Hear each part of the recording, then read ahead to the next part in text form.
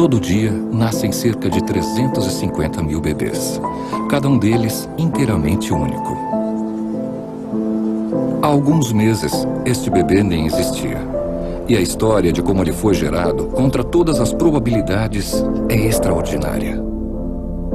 Este é o momento da concepção, quando um único espermatozoide se funde ao óvulo da mãe. Se outro espermatozoide chegasse antes, este bebê seria outra pessoa. Mas o que torna o espermatozoide vencedor tão especial? O que o fez suplantar bilhões de concorrentes? Para descobrir, vamos levar você à épica jornada do espermatozoide pelo corpo humano. E faremos isso ampliando todo o processo para a escala humana.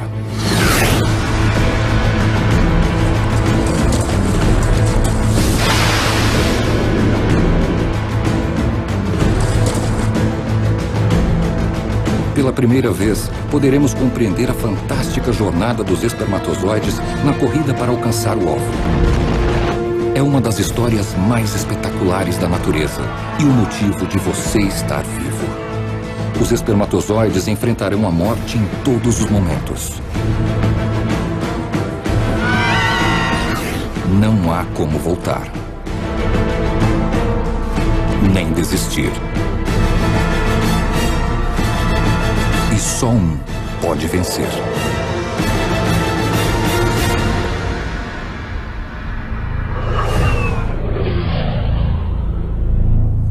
A Grande Corrida.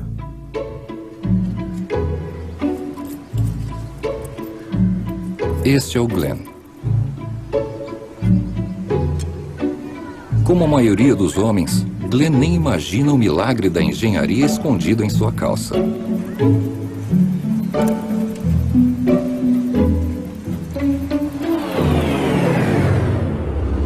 Os testículos do Glenn, pendurados para ficarem 3 graus mais frescos que o resto do seu corpo, produzem 1000 espermatozoides cada vez que o coração dele bate.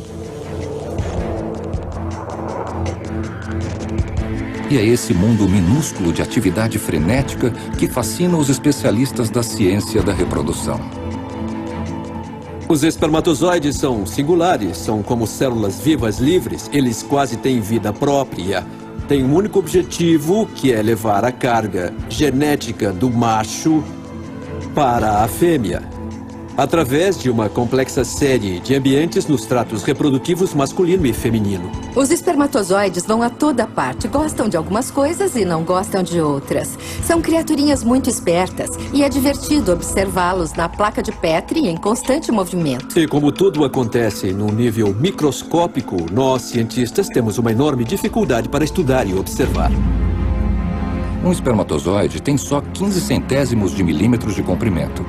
Para facilitar para nós, o Dr. Alan Pace e uma equipe de especialistas vão aumentar esse mundo 34.000 vezes. Durante a jornada, eles nos darão conselhos práticos para aumentar as chances do espermatozoide chegar ao óvulo. Ou seja, que tipo de sexo fazer e quando, para aumentar as chances de concepção. Nossa primeira pergunta aos especialistas é muito simples. Neste mundo ampliado do espermatozoide, como seria um testículo? O testículo é uma estrutura alongada e de forma ovalada. Se o cortarmos ao meio e analisarmos camadas finas ao microscópio, veremos uma série de túbulos que se assemelham a andares de um prédio.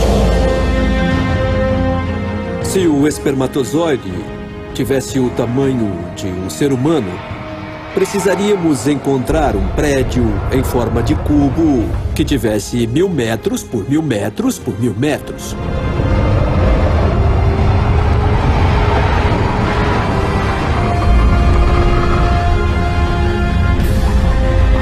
Isso feito, podemos entrar.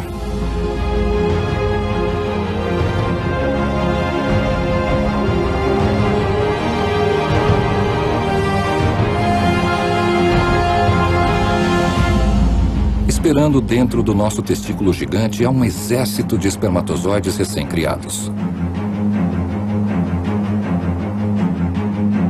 Como na vida real, nossos espermatozoides são divididos por gênero. Metade gera meninos e metade gera meninas.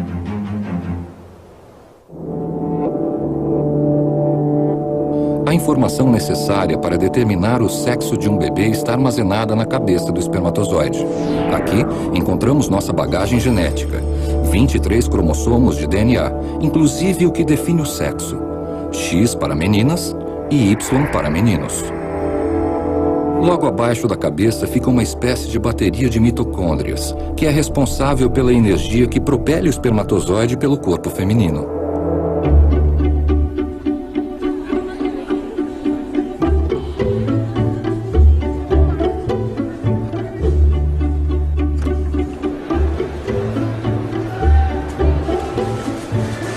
São milhões de espermatozoides. Imagine-se dentro de um enorme e moderno prédio de escritórios com muitos elevadores e multidões de pessoas ao fim do expediente andando em todas as direções.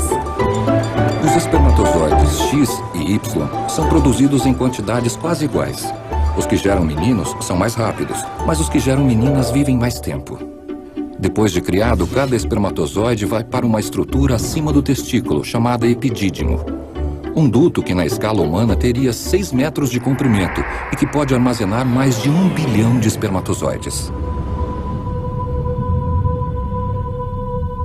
Imagine-se apertado num cano escuro e espiralado de 300 quilômetros, sem saber quando ou se você sairá de lá. É aqui, sem ideia dos horrores que enfrentarão, que nossos espermatozoides aguardam.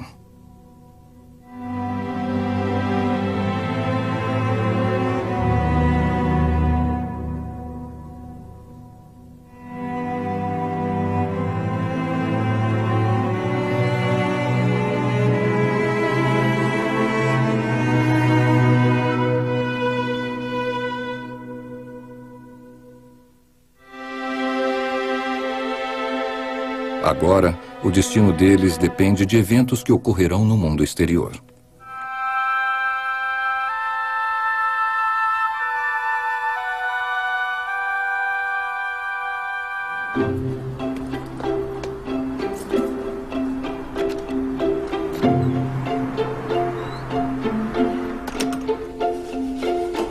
Enquanto o corpo do Glenn produz continuamente bilhões de espermatozoides... Oi. Uma mulher como Emily produz apenas um óvulo por mês. Chegar até lá não será nada fácil. A luta do espermatozoide para encontrar e fecundar um óvulo é imensa. Tudo ali trabalha contra ele. E ele não tem nenhuma ajuda do sistema reprodutivo feminino. Pense bem nisso. Centenas de milhões de células nadando sem parar.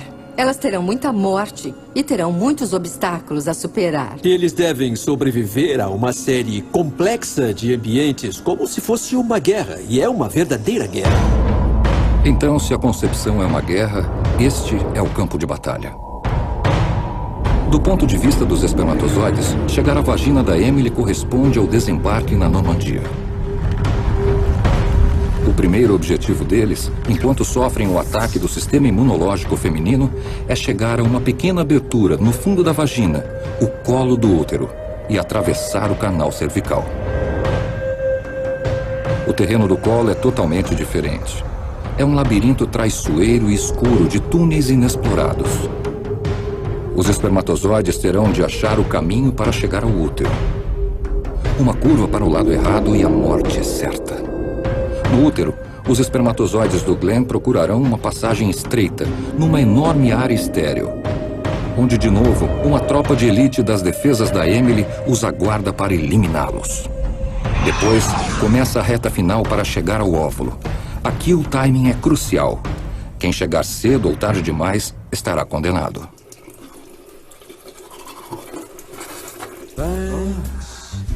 Que bom, já na cama, é?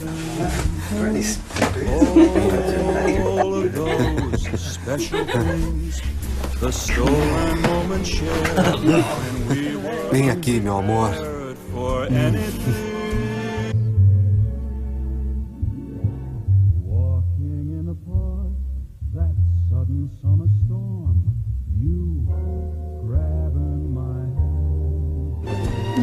Stumbling in the dark and wondering where's the warm feeling Os espermatozoides do Glenn estão prestes a participar de uma das experiências mais prazerosas que o corpo humano tem a oferecer.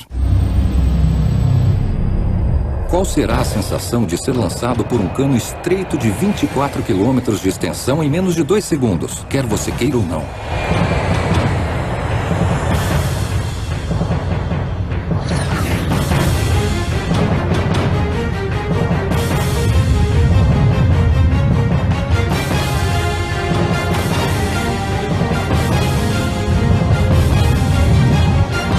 Para os espermatozoides, é um bilhete só de ida para uma aventura radical rumo ao esquecimento.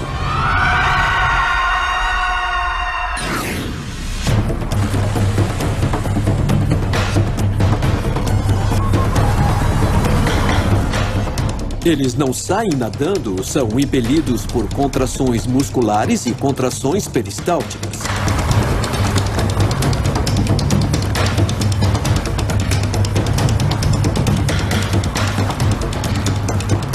Do ponto de vista do homem, é uma experiência muito prazerosa, mas tente se colocar no lugar do espermatozoide.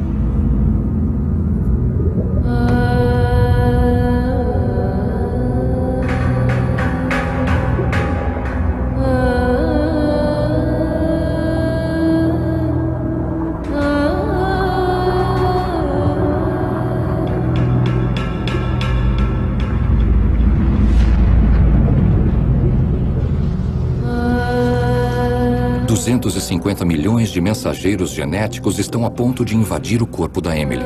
Em poucos minutos, a maioria deles estará morta. Mas que chance de vitória tem um espermatozoide? Será que Glenn pode fazer alguma coisa para ajudar? Para descobrir, temos de analisar melhor nossa semente. Um ritual que homens como o Dr. Alan Pace fazem desde a invenção do microscópio. Eu tinha 20 e poucos anos e já era pesquisador quando tive coragem de analisar uma amostra do meu próprio sêmen no microscópio. Lembro-me que, da primeira vez, eu fiquei fascinado. Eu quase caí da cadeira. Tive de me levantar e andar pelo laboratório antes de voltar a olhar no microscópio de novo. Aquilo tinha saído de mim. O que eu vi era inacreditável. Os cientistas modernos têm uma visão bem mais clara, mas talvez preferissem não ter.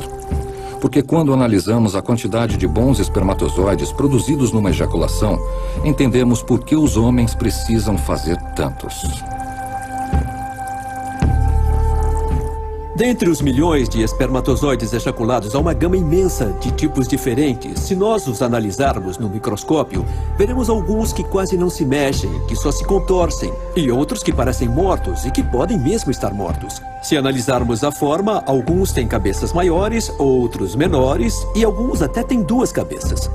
Na maioria dos homens férteis, só 18, 19 ou 20% no máximo desses espermatozoides terão tamanho e forma adequados. O resto, os outros 80%, não vão chegar a lugar algum. Para ter chance na corrida, os espermatozoides devem ser jovens e numerosos.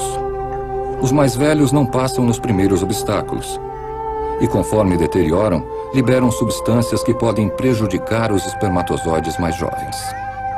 Existem muitos mitos, como o que diz que o homem não deve de maneira alguma ejacular nas 3 semanas anteriores ao período fértil da mulher. É uma grande bobagem acreditar que isso cria, fortalece e aumenta o número de espermatozoides. É exatamente o que não se deve fazer. Então o certo é ejacular sempre que possível, certo? Parece que não.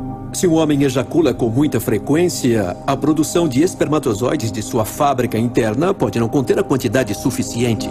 Então, com que frequência um casal deve fazer sexo para garantir espermatozoides mais saudáveis? Se um casal faz sexo a cada 2 ou 3 dias, no período de um mês, acabará acertando o período fértil em algum momento, e aí a probabilidade de concepção será a melhor possível. Então, pronto ou não, os espermatozoides do Glenn começam sua jornada pela concepção, pela vagina. Seu alvo é achar o colo do útero, bem acima deles, no fundo da vagina.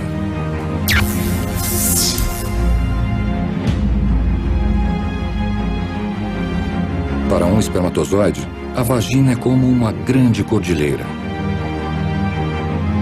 Um lugar enorme e espantoso.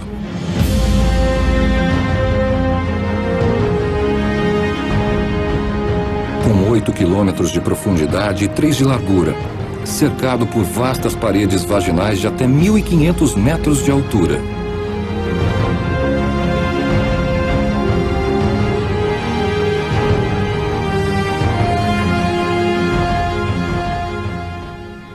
Abandonando a proteção do sêmen espesso que os protegeu até aqui, é hora dos espermatozoides do Glenn tentarem chegar ao colo do útero.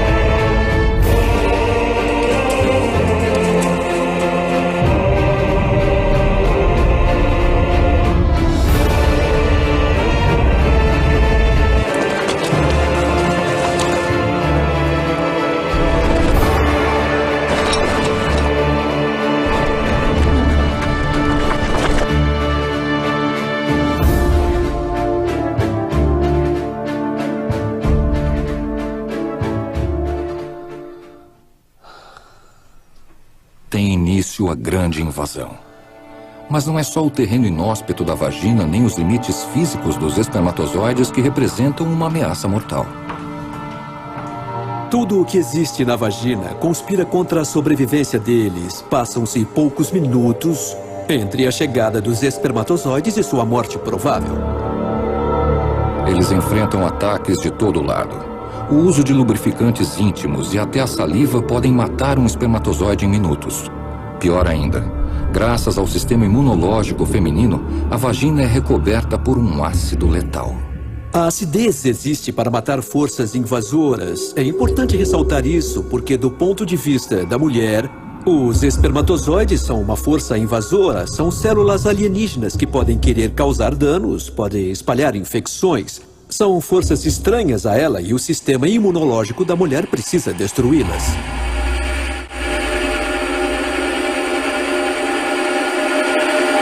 "30 minutos depois de entrarem na vagina, mais de 99% dos espermatozoides estarão mortos ou agonizando. Na nossa escala humana, a cena seria devastadora.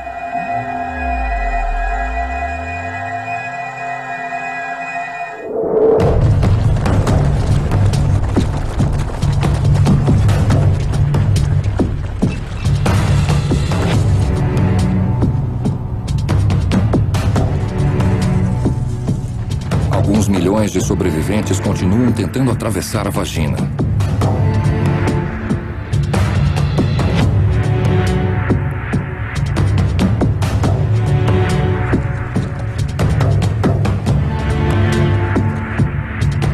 Desesperados para escapar da morte e alcançar o colo do útero, que está logo acima deles.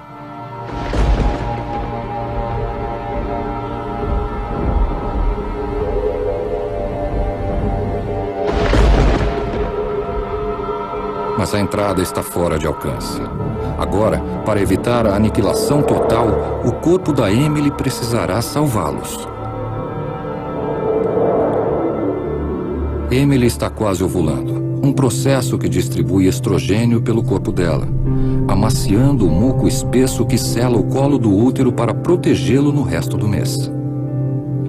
Este muco cervical irá pingar dentro da vagina, dando aos espermatozoides mais fortes do Glenn uma carona até a próxima etapa da corrida.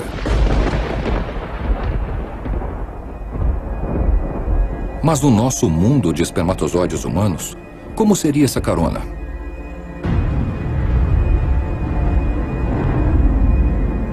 Pense, e se sua vida dependesse de ter de subir uma escada?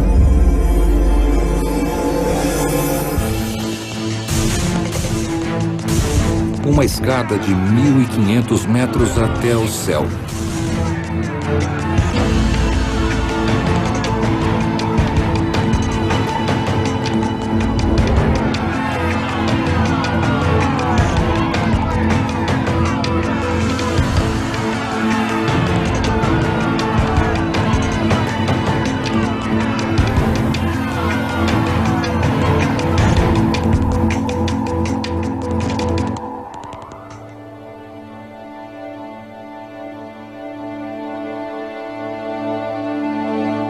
É uma escalada longa e exaustiva, e só uma pequena fração dos espermatozoides conseguirá terminá-la. Mas os cerca de 60 mil que conseguem saltam da frigideira para o fogo. Agora, eles precisam sobreviver à segunda fase da jornada, no colo do útero. O objetivo aqui é percorrer 4 centímetros do canal cervical até o outro lado e entrar na vastidão do útero. Parece simples, até olharmos o terreno mais de perto. O colo do útero é, em resumo, o inferno dos espermatozoides. É recoberto de milhares de minúsculos túneis, a maioria sem saída, alguns da largura da cabeça do espermatozoide. Aqui a maioria, se não todos os espermatozoides do Glenn, serão esmagados, aprisionados e sofrerão uma morte lenta. Há um processo de seleção natural no colo do útero que escolhe espermatozoides mais bem formados. Seria como eu, vestido de espermatozoide, tentando subir uma escada de 1 quilômetro de altura. Eu desafio a gravidade, vou contra o fluxo. E quando chego ao topo, vejo que peguei a escada errada, que devia ter subido a outra. Só 1% dos que entraram no colo do útero terão chance de sair de lá vivos.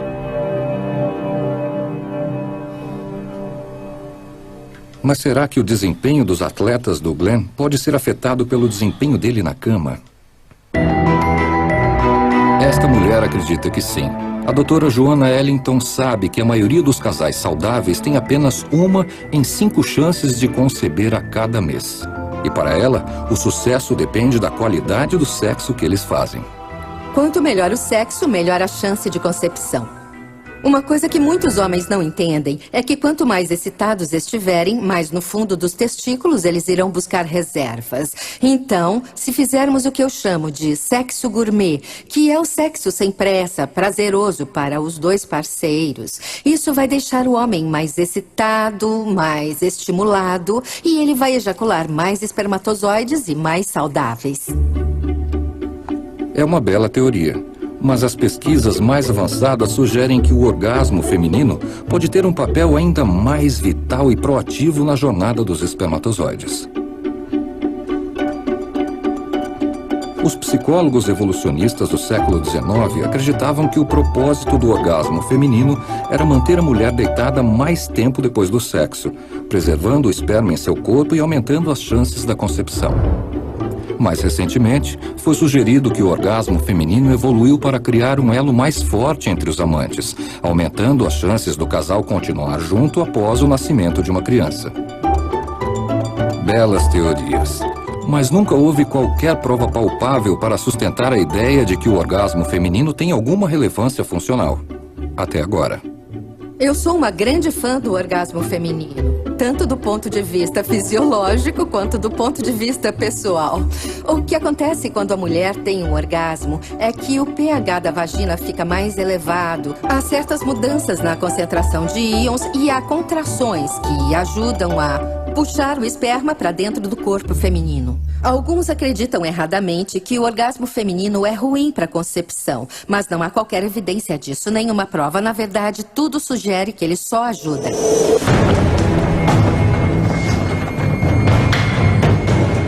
Felizmente para Glenn, 3.000 dos seus espermatozoides estão em boa forma e conseguem não se perder.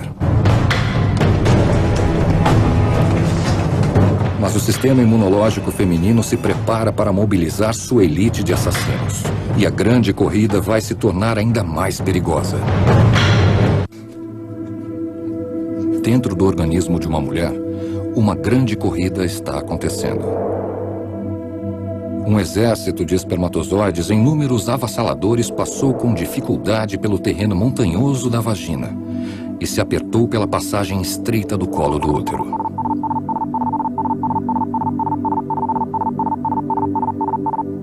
Mas a viagem já custou muitas vidas. Agora, restam apenas 3.000 espermatozoides. A aventura continua, graças em grande parte ao fato de que Emily está ovulando. Então, com uma pequena ajuda do poder inconsciente da ovulação, a grande corrida continua.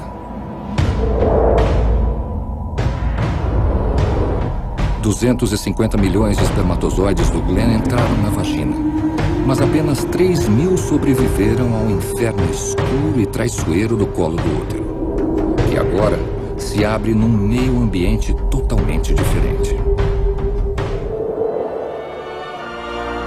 Como bem sabe o Dr. Alan Pace, se nós fôssemos espermatozoides, a chegada ao útero seria uma visão e tanto.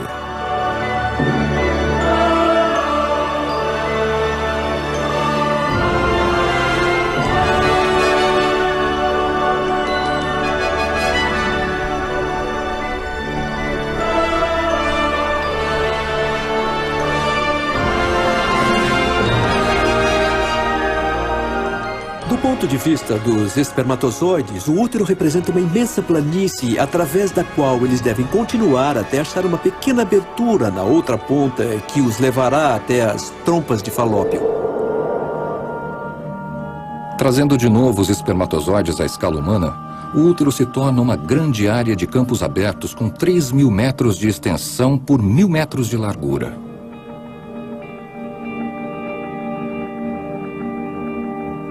Para nossos espermatozoides, achar a estreita entrada para as tubas uterinas ou trompas de Falópio é como procurar uma agulha num palheiro. Mais uma vez, a ovulação vem em seu socorro. Nós sabemos que a ovulação ocorre de um lado num mês e do outro lado no outro mês. Então, nas vezes em que o óvulo é liberado pelo ovário esquerdo, o útero parece preferir carregar qualquer coisa para o lado esquerdo. E os espermatozoides provavelmente são carregados em grande parte por essas contrações musculares elevados pelo útero com relativa rapidez.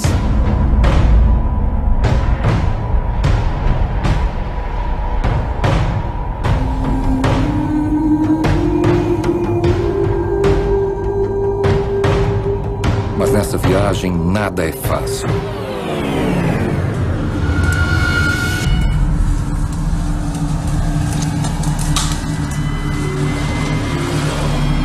Os espermatozoides do Glenn vão descobrir que não estão sozinhos. Eles vão direto para uma armadilha. A função primordial do útero é, claro, receber o embrião em desenvolvimento caso a concepção ocorra e gestar o feto durante a gravidez. Ele não foi projetado para o espermatozoide, a função dele é outra. Deverá haver um aumento na quantidade de leucócitos. E a reação do sistema imunológico será tentar matar os espermatozoides antes que eles alcancem as trompas de Falópio. Os leucócitos são os assassinos do corpo feminino. Células sanguíneas que entram em ação por ordem do sistema imunológico, invadindo o útero aos milhares, com intenção assassina. Comparados aos espermatozoides, os leucócitos são enormes. São células grandes que geralmente caçam em grupo. Elas detectam um espermatozoide e caem em cima dele. Elas o envolvem e despedaçam lentamente. Evidentemente, para o organismo da mulher, os leucócitos são maravilhosos e essenciais para combater doenças e qualquer corpo estranho e ameaçador. Mas vamos tentar imaginá-los pela perspectiva dos espermatozoides.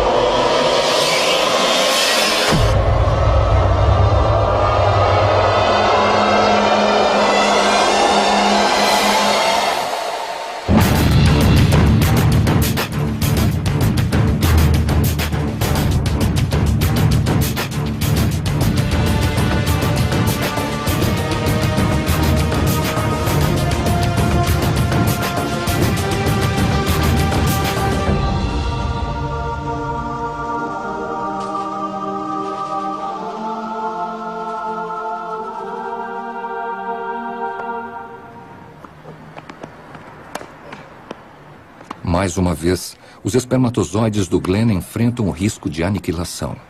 E milhares são mortos pelo sistema imunológico da Emily.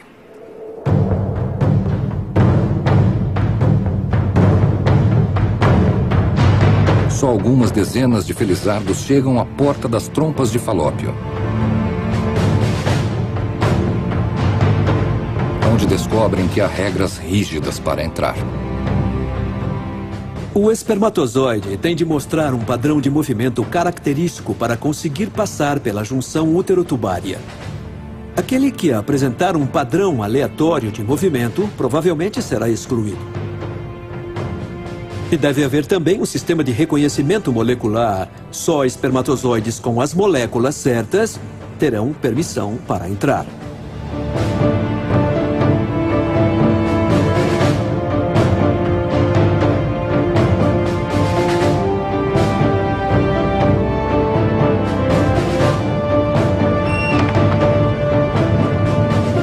Os espermatozoides enfrentam morte e destruição na cavidade uterina. Os leucócitos os perseguem e matam durante todo o trajeto. E apenas alguns poucos sortudos, dentre os milhões que foram ejaculados, entram nas trompas de Falópio, onde finalmente chegam ao céu dos espermatozoides.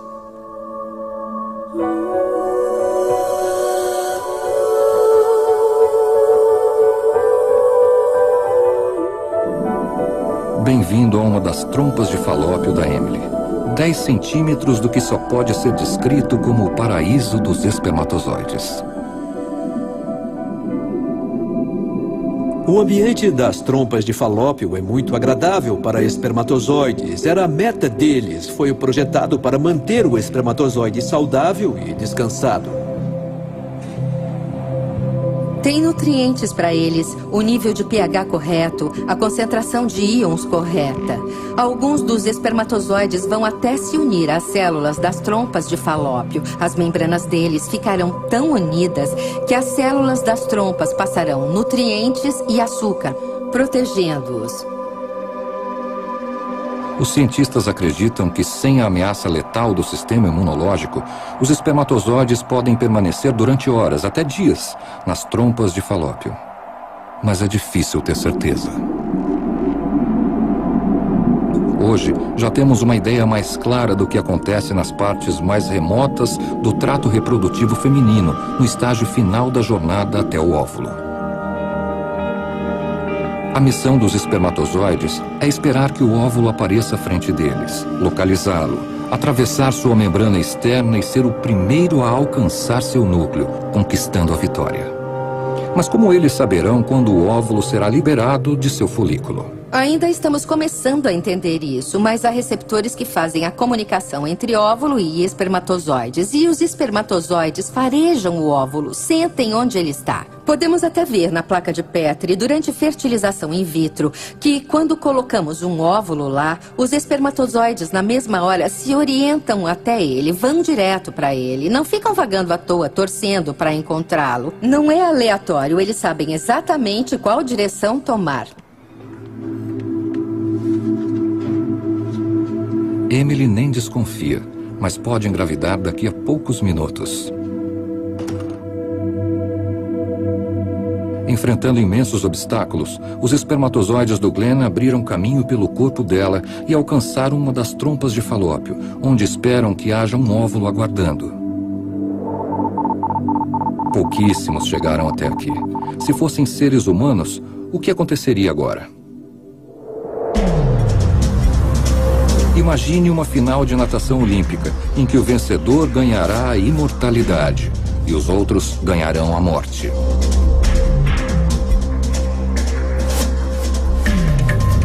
Sinais enviados durante a ovulação tornarão os espermatozoides hiperativos, dando-lhes a habilidade de fecundar o óvulo, liberando camadas de proteínas num processo chamado de capacitação.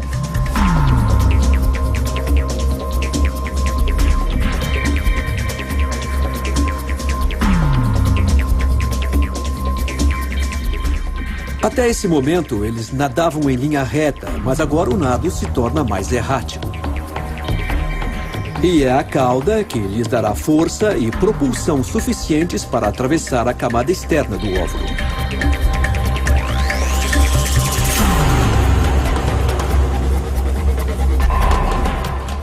Agora, eles vão seguir direto para o alvo.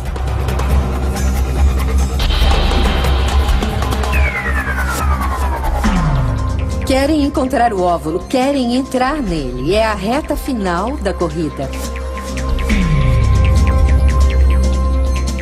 Depois da capacitação, os espermatozoides morrem em poucas horas, portanto, não há como voltar. Se a situação ocorresse com seres humanos, o óvulo estaria flutuando cerca de 1,5 km à frente. Mas como nossos cientistas reprodutivos podem comprovar, o óvulo, que só vive 24 horas, tem mais um desafio final e fatal para o espermatozoide. O elemento crucial nessa grande corrida pela reprodução é o timing. O momento é tudo, porque o óvulo tem vida limitada.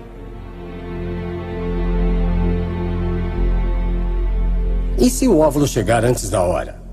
É preciso que alguns espermatozoides sejam capacitados relativamente cedo. E se aquele óvulo chegar horas depois ou no outro dia? Então não é bom que todos os espermatozoides sejam capacitados logo no início, porque vão morrer.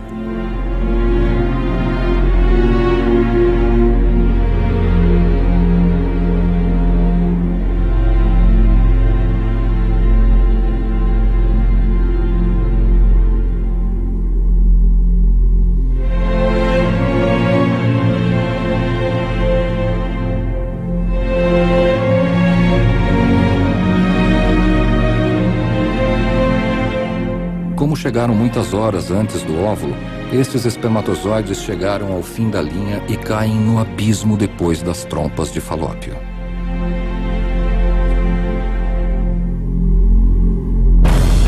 Restaram apenas 2 heróicos espermatozoides, os únicos sobreviventes dentre os milhões do início. Esses dois, um espermatozoide masculino com o cromossomo Y e um feminino com o cromossomo X, partiram dos testículos do Glenn há 14 horas.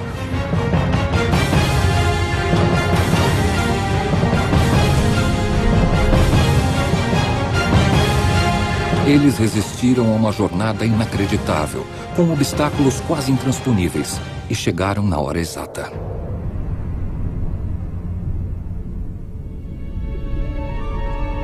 Nos confins do sistema reprodutivo da Emily, o óvulo aguarda.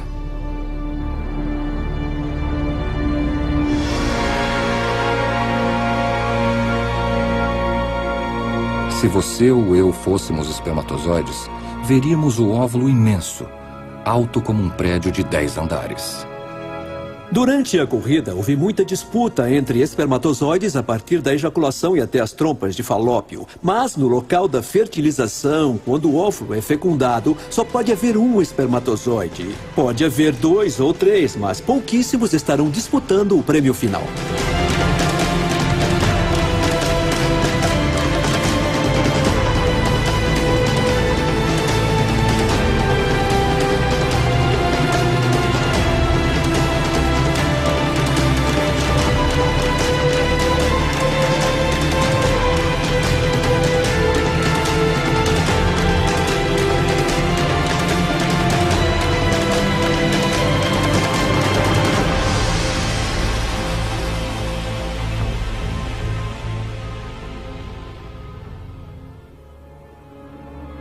E aí, um espermatozoide vai chegar à camada externa do óvulo e pronto. Esse é o momento tão esperado.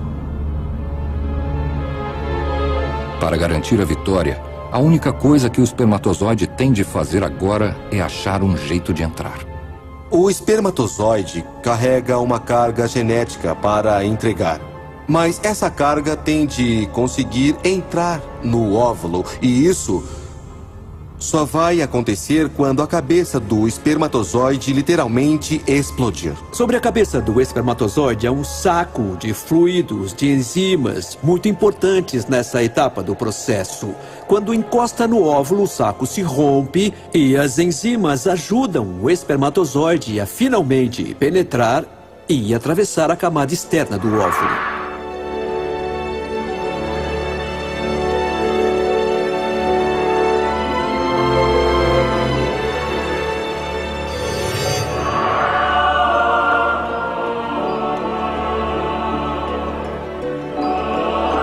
corrida já tem um vencedor.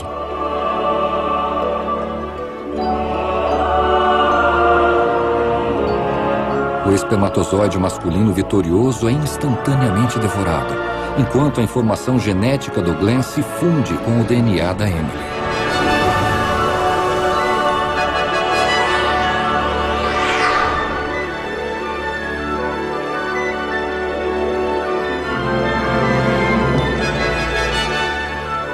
Começa uma dança graciosa entre cromossomos masculinos e femininos se unindo, o que anunciará oficialmente que aquele óvulo foi fecundado, que uma nova vida foi gerada e que teve início o desenvolvimento de um novo indivíduo. Há 14 horas, centenas de milhões de espermatozoides embarcaram na mais incrível aventura do mundo natural. Uma aventura que aniquilou quase todos eles.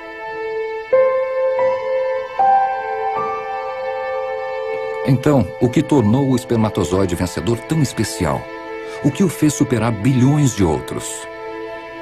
Pense nas probabilidades de cada um de nós estar aqui agora em comparação a centenas de milhões de outros espermatozoides da mesma ejaculação e que morreram. Podia ter nascido uma cria mais inteligente, mais bonita, mais atlética, melhor em todos os sentidos com os espermatozoides que fracassaram. Só porque não estavam no lugar certo, na hora certa, ou não acharam o caminho para o colo do útero ou da junção uterotubária, ou porque capacitaram cedo demais, muito antes do óvulo chegar, ou até se atrasaram um pouco na capacitação.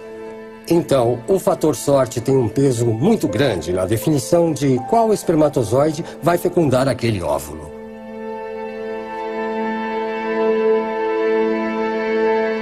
Esse espermatozoide notável que venceu milhões de concorrentes não morreu em vão. Ele sacrificou a própria vida para dar início a outra, inteiramente única.